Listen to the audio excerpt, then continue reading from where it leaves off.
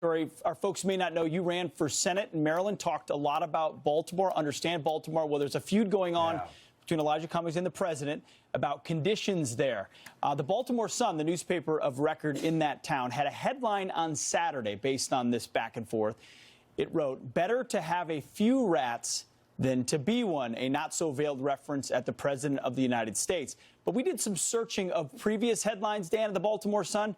Turns out they really do have a rat problem. Another headline from November 18th of 2014, Baltimore's rat hotspots. And if you go fast forward to 2016, right after the election, the Baltimore newspaper said Trump's right.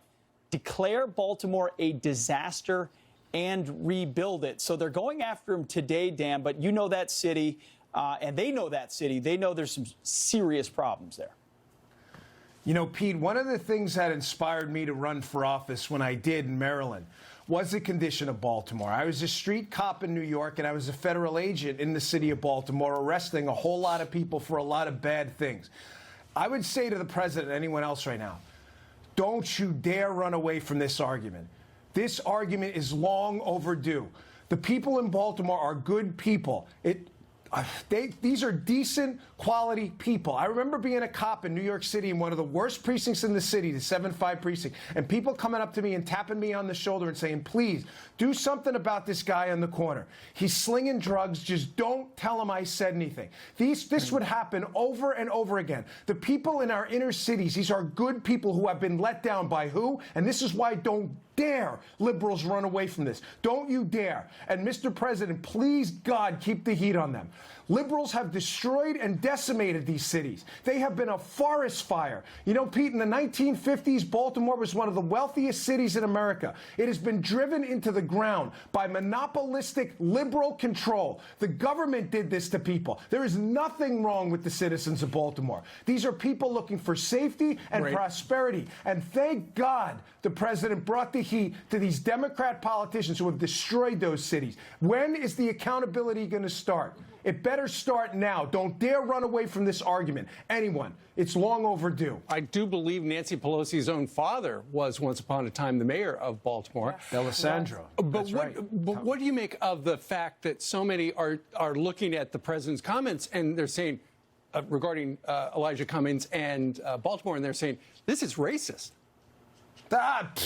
Listen, I don't even want to hear it. That's garbage. Not from you, Steve. That is total, complete, steaming pile of dog on your porch. That's garbage. Whenever liberals can't defend their position, which they can't, Steve, they've run Baltimore since the 1930s.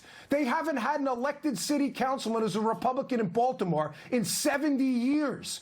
What's their defense going to be? The Republicans did this? So what do? They scream, you're a racist, you're a misogynist, you're an istophobic, phobophobe. Any word with an ist or a phobe at the end, you are. Ignore this. Nobody pays attention to these idiots anymore anyway with this racist stuff. They've diluted the word so much, Steve. The sad part is actual racists may get away with it because liberals call everybody a racist. Nobody cares what they say. They have driven this city into the ground. You hear what I just said? They have not had an elected Republican on the city council, I believe, since the 30s. Fact check me if I'm wrong, folks. The show has millions of viewers. You can check it out, too. Who did this? The Republicans? What are you going to do? Blame it on the people of Baltimore? How racist is that? Oh, what are you going to say? They're incapable of prosperity? No, I assure you, they were very prosperous once. You did this, the libs. And of course they're going to say the president's racist because their fear right now, Steve, is the national conversation is going to change and a bunch of people are going to start looking and go, wait, who did destroy Baltimore? It wasn't Donald Trump. He was busy building up New York, building buildings up there, while Democrats were busy tearing down the great city of Baltimore. That's a fact. You could put a stamp on that sucker. A lot of these